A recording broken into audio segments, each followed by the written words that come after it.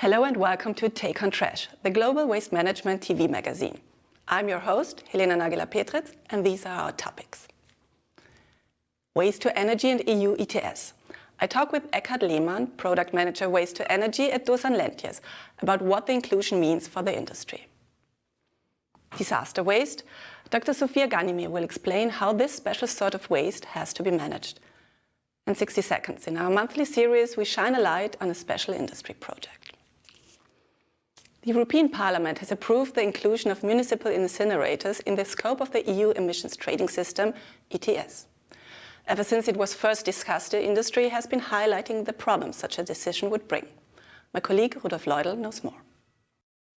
The European emissions trading system is a cornerstone of Europe's policy to combat climate change. It is a tool for reducing greenhouse gas emissions cost-effectively. Set up in 2005, it's the world's first major carbon market and also remains the largest. The EU ETS operates in all EU countries, plus Iceland, Liechtenstein and Norway, and covers around 40% of the EU's greenhouse gas emissions. As part of the European Green Deal, the Commission wants to change some aspects of the emission trading system. One such aspect is including waste to energy into the system. On April 15th, the European Parliament and EU governments agreed to reform the emissions trading system. This now means that EU countries will have to measure, report and verify emissions from municipal installations from 2024 onwards. By January 2026, the Commission shall submit a report on the matter. The plus, by January 2026, the Commission shall submit a report on the matter. The plan is to include waste to energy installation into the EU ETS from 2028 onwards. Potential opt-outs would be ending in the year 2030 at the latest. But who will ultimately have to pay for the emissions of waste to energy plants? Patrick Clarence, Secretary General of the EU Suppliers of Waste to Energy Technology Association, says that unlike other industries, waste to energy plants are bound to treat the residual waste they receive. That is why the association is asking for the proper application of the polluter pays principle in the waste sector. For Clarence, it's essential that a level playing field for the whole waste management sector is created. The entire industry should be covered under the same piece of legislation, he proposes. This is a demand that can be heard from the entire industry. The Confederation of European Waste to Energy Plants additionally points out that waste to energy is complementary to recycling. By treating waste after a separate collection and by treating residues from sorting and recycling, it is a tool for the circular economy. So, including waste to energy plants into the ETS would inevitably making recycling more expensive as a domino effect, which could hamper circular economy targets. Joining us in the studio is Eckhard Lehmann, Product Manager Waste to Energy at Dosan Lentjes. Hello and welcome. Hello, good morning from my side. How do you see the inclusion of waste to energy in the EU ETS? We see that in a certainly not so easy manner, because it's clear that on one side, the emission trading system should cover all relevant power producers, and this includes also the waste to energy sector. But on the other side, the waste to energy plants are not only power producers, but they are also, as the name says, it's waste to energy. They are part of the waste management, and within the waste management sector, this may lead to some distortion in the balance of the different opportunities how to handle waste. Mm-hmm. And so far we see it critical. What would it mean for the waste to energy industry? The inclusion in the ETS means that the waste to energy plants would have to pay for the CO2 certificates, at least for the fossil part of the CO2 emission that the waste to energy plants emit. This would increase the cost of the disposal of waste, and thereby would lead to a higher cost and burden for the waste to energy plants in comparison to other disposal options, especially like landfill, which is so far not covered by the ETS. That means on the other side that the waste to energy is an accepted and reliable part of the waste management system in Europe. In the waste hierarchy, there are different steps, of course, but waste to energy is one accepted step, that at least the waste that cannot be recovered in any other form, cannot be recycled, is at least used for the recovery of the thermal part of the waste and can produce energy. And this option, which is has priority to landfill, should not be hindered. Should other waste management sectors also be included in the ETS?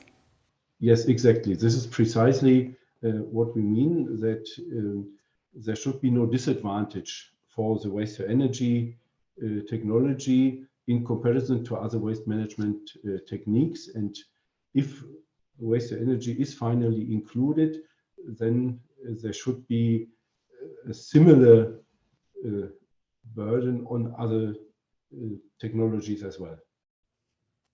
Do you think this will happen? The main focus is landfill, which is certainly the apparently cheapest option, but in the long-term view, with all the disadvantages that landfill has much higher cost and is much more critical for the environment. Insofar, we think that at least landfill should be, as to the extent that it contributes to greenhouse gas emissions. That could be also methane or CO2 if methane is captured and burned. This should also be included, yes. And what steps should the industry take to become carbon neutral? This is, of course, a very broad range.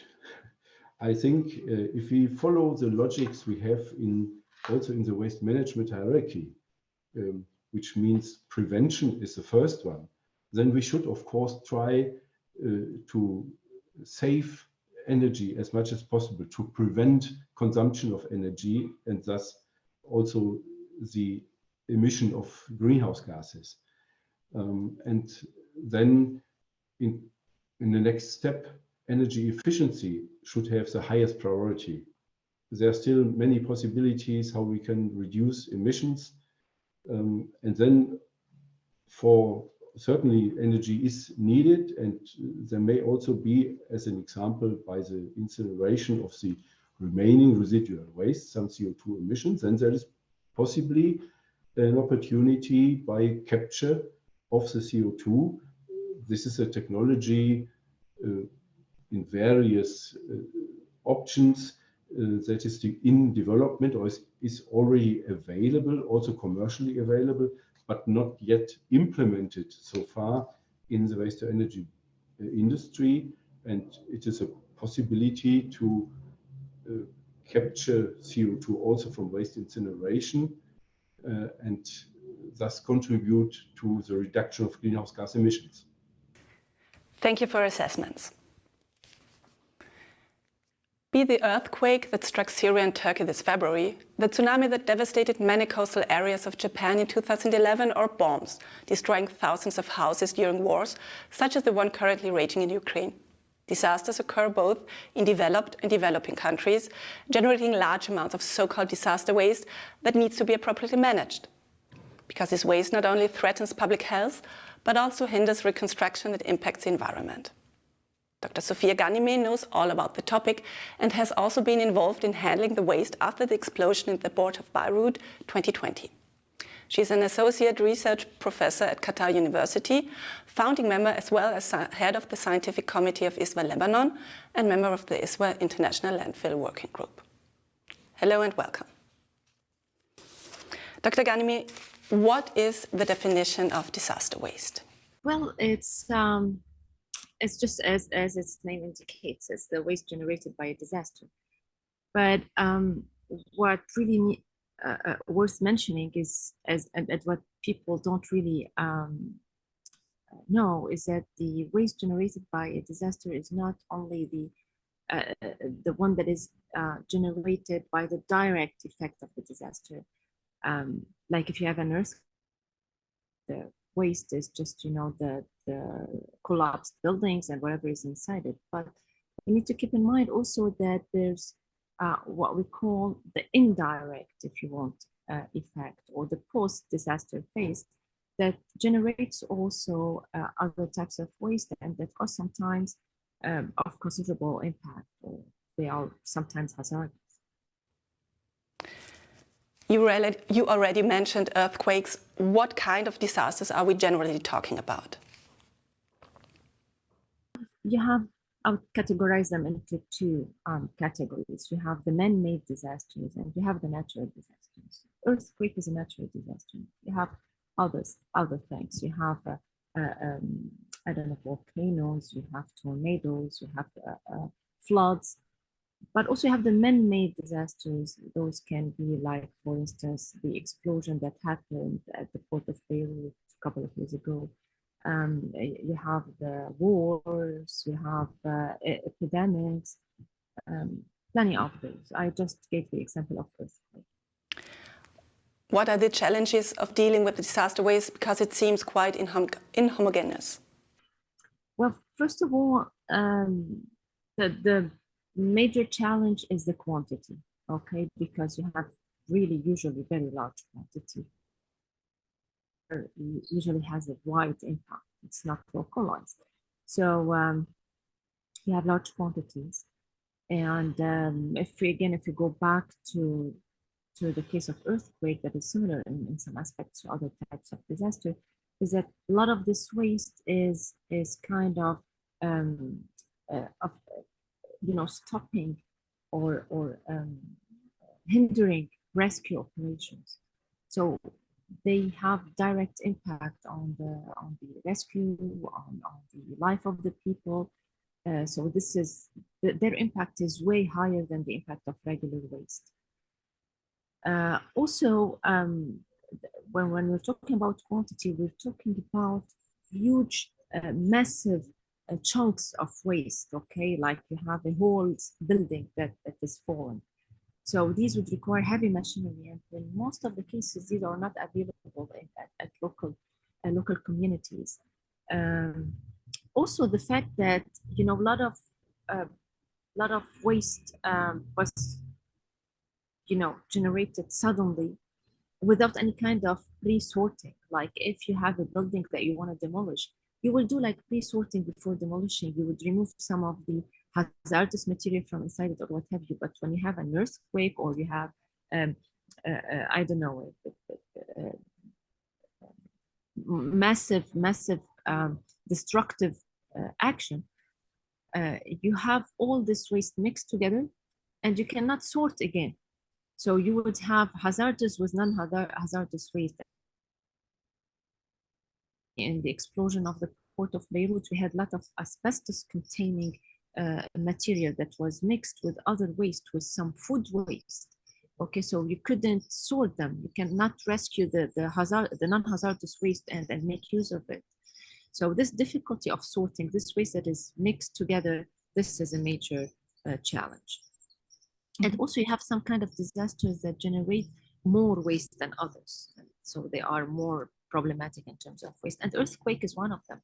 Earthquake is one of the highest generator of waste among other disasters.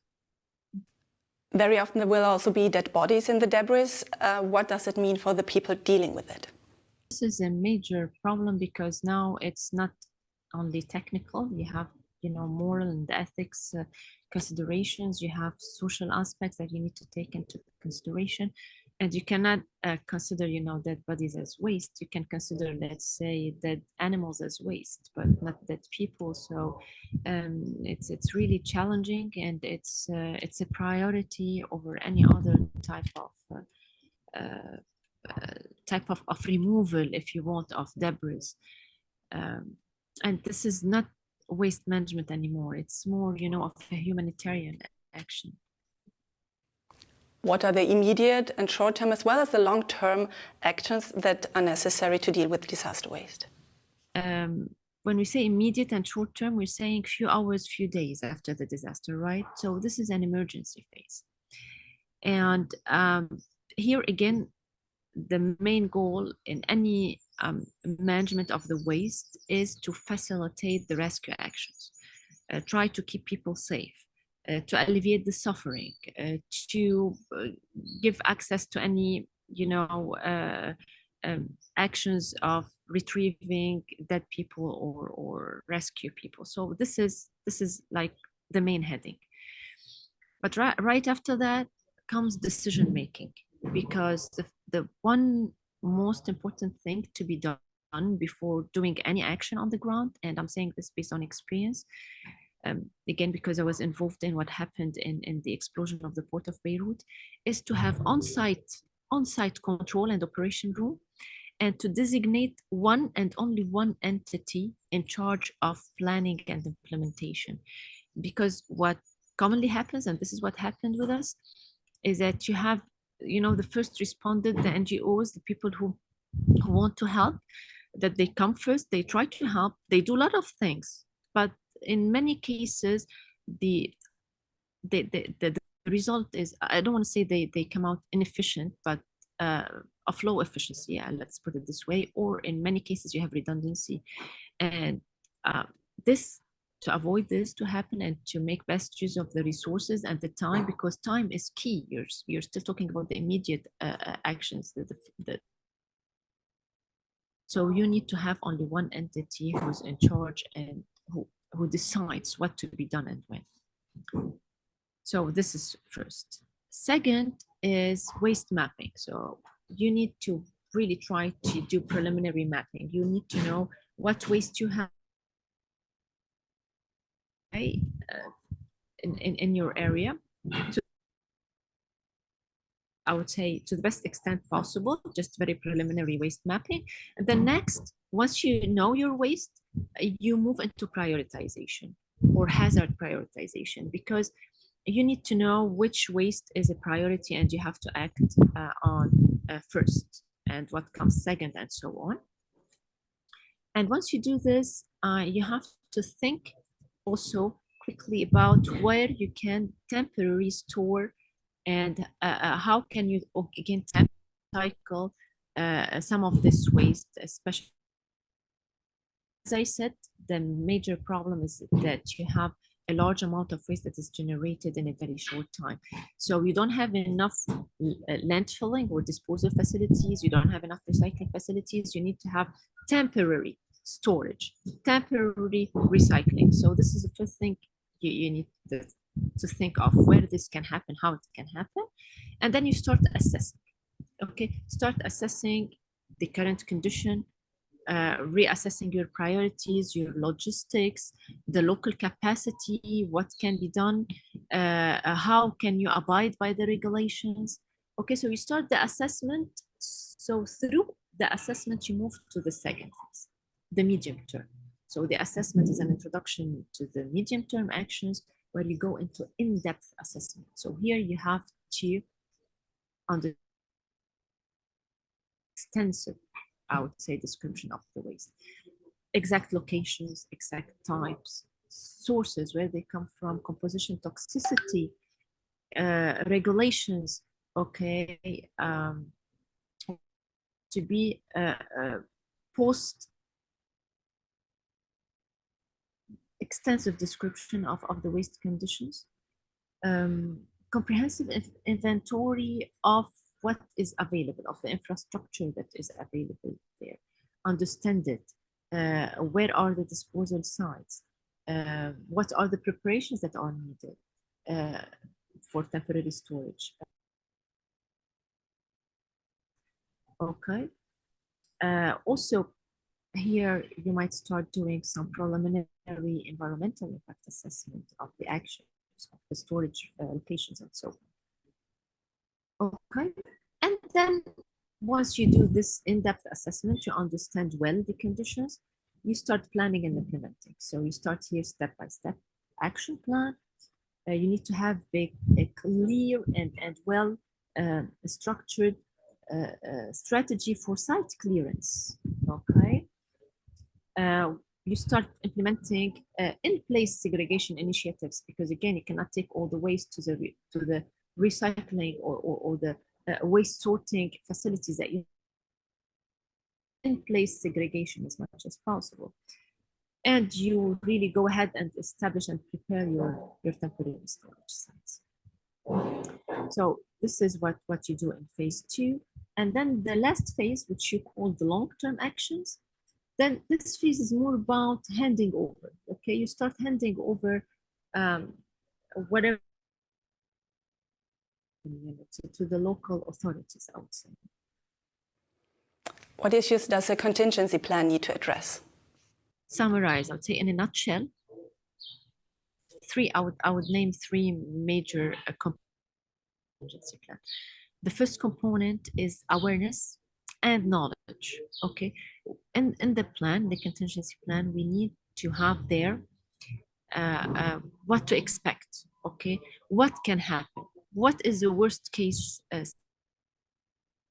The consequences going to be. So having the right awareness, the right knowledge, this is an important part of the contingency plan. The second component, I would say, is preparedness. So now that I know what to expect, what's going to happen, okay, I need to say what needs to be done. Who's going to be responsible for what? What are the interfaces? What are, how the actions are going to happen, the lines of reporting, and so on. So preparedness. And the third component, I would say resources. This is major. Which resources are available, are going to be available at the time of a disaster, and what needs to be acquired, and how you can get the help, where, and who to go to when you want the resources at that time. Who should be involved in developing such a contingency plan? Okay, so you said it's a plan, huh? So the first people you think of are any officers, any authorities that do planning. Okay, so planning officers, planning authorities, so these are the first people to be involved. Second, the officers and authorities who do emergency management. So emergency management officers. And then you have also the environmental officers, because this has the disaster waste would have major environmental impacts in most cases. So environmental officers have to be involved. First responders, okay, like the NGOs, the Red Cross, the Red Crescent, and others. These are also would have important input into the contingency plan. And also it's possible, if possible, if you have officials from other communities who have a history of disasters, who have, experience and post-disaster waste management, these would be important to include, even if they are not in the same country, okay, even from neighboring countries. So these would also be, would have important input. Thank you, Dr. Ghanimi, for taking the time. Have a good day. In our series 60 Seconds, we present extraordinary projects in waste management. This time, the Amagar Bakke WtE plant in Copenhagen, operated by ARC. Amager Bakke means Armor Hill in Danish. The facility opened in 2017. In normal operation, it produces 2.7 megawatt-hours of district heating and 0.8 megawatt-hours of electricity for each ton of waste treated.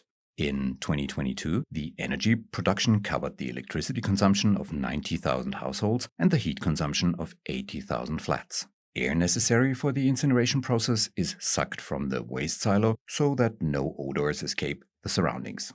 The flue gas cleaning system is one of the best in the world. A carbon capture project aims to capture up to 90% of the carbon dioxide emissions from the process by 2025. On the 17,000 square meter large roof and on part of the facade, visitors can ski, hike, and run all year round. More than 300 trees and 7,000 bushes are planted on the roof. The climbing wall is the world's tallest at 8,500 meters. An estimated 42,000 to 57,000 visitors annually come to Amager Bakke. Every month, we bring a special project in the global waste management sector to the forefront. The first success story is presented to you by Thöni. In TNV Thöni high solids WtE plants, bioenergy is obtained from organic waste such as food waste or residues from agricultural production. In the process, TNV pedal agitators fulfill an elementary function. They create optimal conditions for the work of microorganisms. A special design, extreme robustness, and ingenious positioning of the pedals ensures smooth stirring of input materials with a high level of dry matter content, extracting large amounts of biogas and so providing a high gas yield. And with that, I say goodbye for today. Thank you for being here and see you next time when it's all about waste again.